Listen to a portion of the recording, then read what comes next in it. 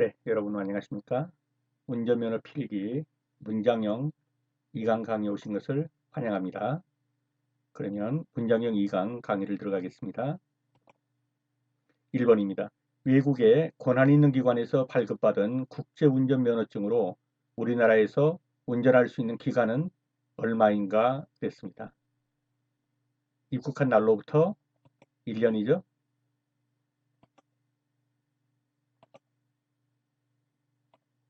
입국한 날로부터 1년입니다. 다음 중에서 보복운전을 예방하는 방법이라고 볼 수 없는 것은 그랬습니다. 보복운전을 예방하는 방법, 긴급제동 시 비상전명들, 전멸 등 켜주기. 네, 방법일 수 있죠. 속도를 반대편 차로에서 차량이 접근할 때 상향 전조등을 꺼준다. 예, 좋은 방법입니다. 앞차가 지연 출발할 때 3초 정도 배려해준다. 네, 좋은 방법입니다. 네, 속도를 올릴 때 전조등을 상향으로 켠다. 이건 좋지 않죠? 이게 지금 다시 여기서 나왔네요. 예, 보복운전을 예방하는 방법. 보시면 예방하는 방법은 진로 변경 때 방향지 시등을 켜준다. 비상전면 등을 켜준다. 양보하고 배려하기.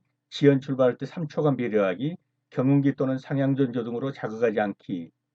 그러면 여기서 예방하는 방법이라고 볼 수 없는 것은 3번이 되겠죠.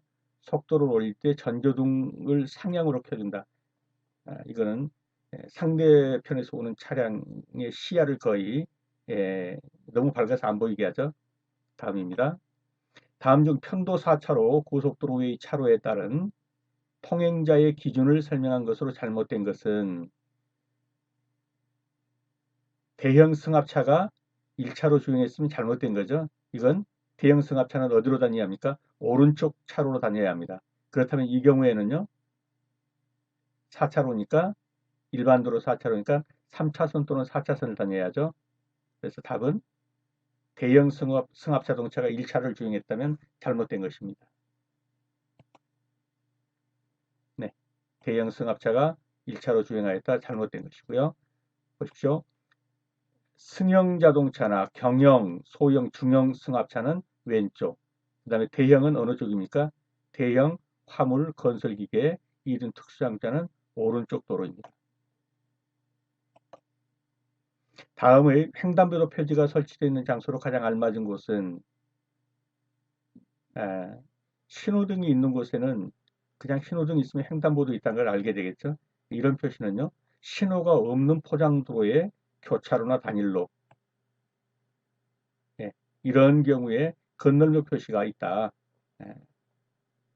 표시를 해주는 것입니다. 신호등 없는 곳에 횡단보도가 있다는 것을 알리는 표지입니다. 다시 한번 봅니다. 신호가 없는 도로, 포장도로의 교차로나 단일로에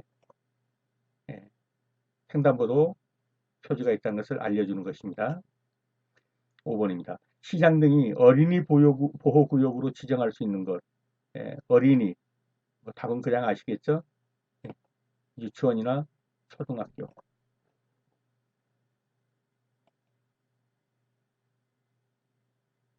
유치원, 초등학교, 어린이집, 학원 등 이런 곳에 어린이 보호구역을 지정할 수 있습니다. 그러므로 다시 한번 확인합니다. 유치원, 초등학교입니다. 다음 안전표지에 대한 설명으로 맞는 것은 그랬습니다.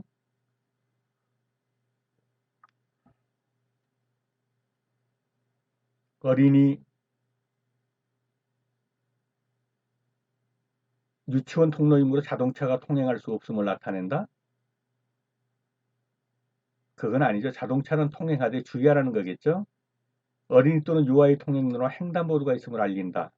그렇죠? 이 부분이 답이죠.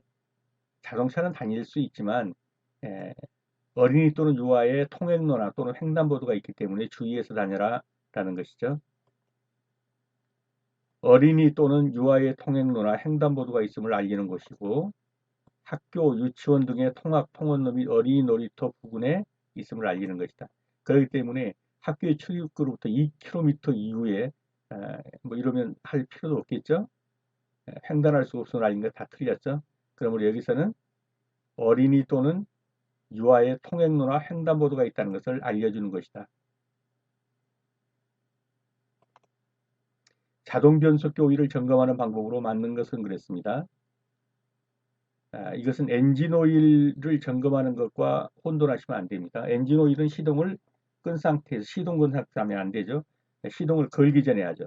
하지만 자동 변속기는 시동을 켠 채로 점검을 해서 H자가 나오면 정상입니다. 보시겠습니다. 자동 변속기 오일 점검은 엔진 시동을 켠 상태에서 점검해야 하고 오일 점검 게이지가 이 H자 같은 이 자가 나와야 정상입니다. 그래서 여기서 답은 자동 변속기 오일을 점검하는 방법은 엔진 시동을 켠 채 점검한다가 맞습니다. 제1종 운전면허를 발급받은 65세 이상 75세 미만의 사람은 몇 년마다 정기 적성 검사를 받아야 되는가 그랬습니다. 정답은 5년이죠.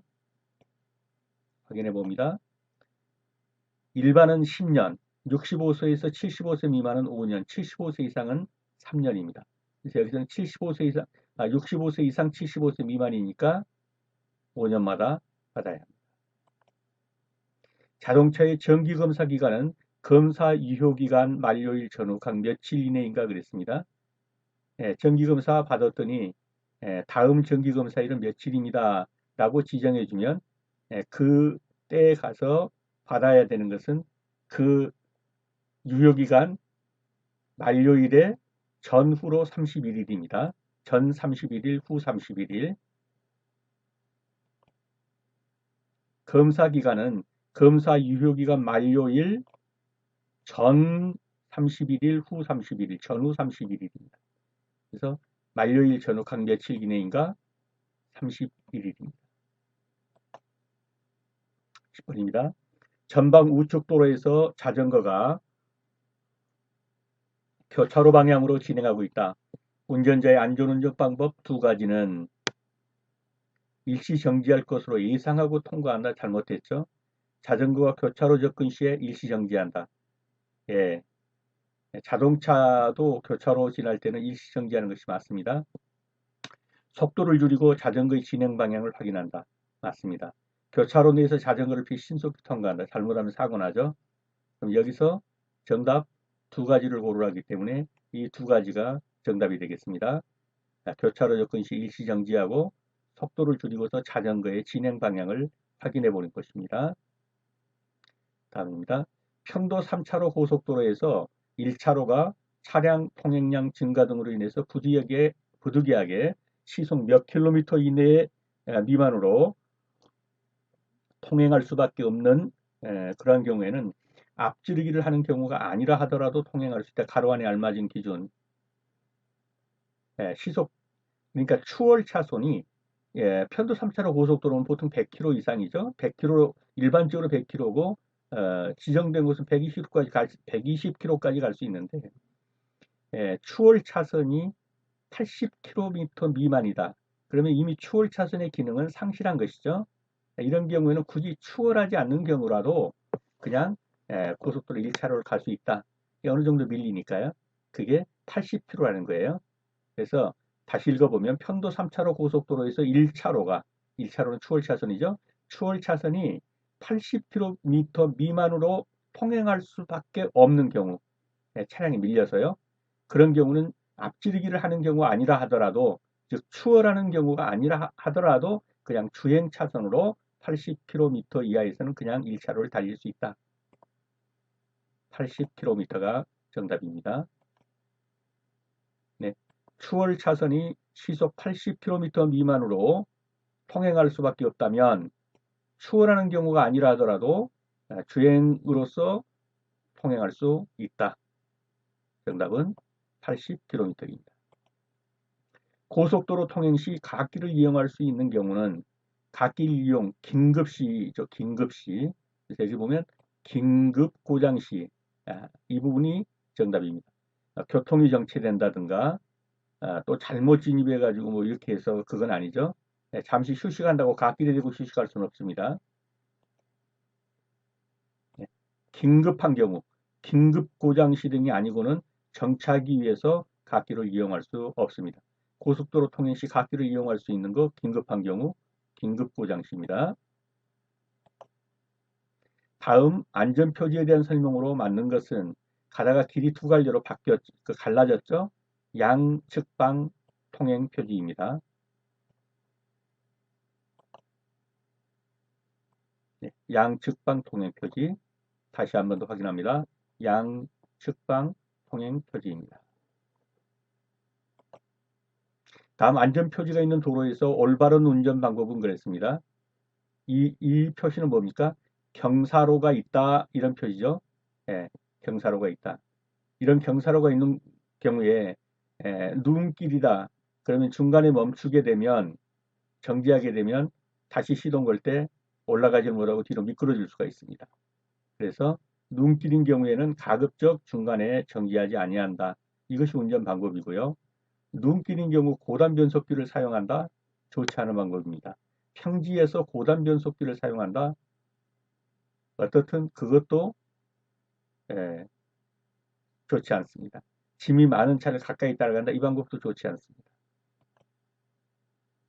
오르막 경사가 있음을 알리는 표지죠. 오르막 경사가 있다면 눈길이라면 가급적 중간에 정지하지 말고 가라. 정지하게 되면 에, 다시 기아 올릴 때 1단이든 어떻든 간에 미끄러지는 수가 있습니다. 15번입니다. 차량이 주유소나 상가를 출입하기 위해서 보도를 통과할 경우 가장 안전한 운전 방법은 어떤 것이냐 그랬습니다. 자, 보도 통과, 즉 인도죠. 이런 인도를 가로질러서 주유소나 또는 상가 이런 데 있는 뭡니까? 주차장으로 들어가려고 할 때 반드시 뭘 해야 합니까? 일시정지해야 합니다. 정지 후 안전을 확인하고 통과해야 합니다. 주유소나 상가를 출발하기 위해서 보도, 즉 인도를 통과할 경우 항상 일시정지한 후에 안전을 확인하고 통과하라는 것입니다. 그래서 여기서 정답은 4번이 되겠죠. 일시정지 후 안전을 확인하고 통과한다. 다음 중 편도 4차로 일반 도로에서 1차로로 통행할 수 있는 차종으로서 맞는 것은 그랬습니다. 일단 왼쪽 도로를 다닐 수 있는 건 여기서 하나밖에 없죠. 중형 승합 자동차입니다. 대형은요, 오른쪽으로 다녀야 되고요. 그러니까 편도 4차로 도로에서는 어떻습니까? 승용 자동차, 그 다음에 경, 소, 중형 승합차는 경형, 소형, 중형 승합자동차는 전부 다 왼쪽 도로, 그러니까 1, 2차로가 되겠죠. 적재중량 4.5톤 화물자동차, 이륜자동차, 건설기계는 다 우측 도로. 제가 잘못 말했나요? 소형 자동차, 경형, 소형, 중형 자동차는 왼쪽 도로. 화물자동차, 이륜자동차, 건설기계, 대형 승합차 등은 오른쪽 도로. 그래서 답은 1차로니까 왼쪽 도로죠. 중형 승합 자동차가 정답입니다.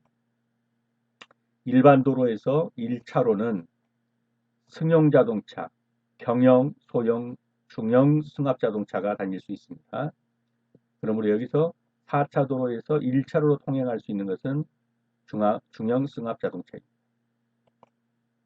보행자의 횡단보도 통행 방법으로 가장 바람직한 방법은 그랬습니다. 횡단보도 우측 통행입니다. 그리고 또는 화살표가 있다면 그 화살표가 있는 방향으로 가면 됩니다. 네, 횡단보도의 우측으로 통행하면 정지선을 넘어오는 차량과 일정한 거리를 확보할 수가 있어서 교통사고 위험이 줄어듭니다.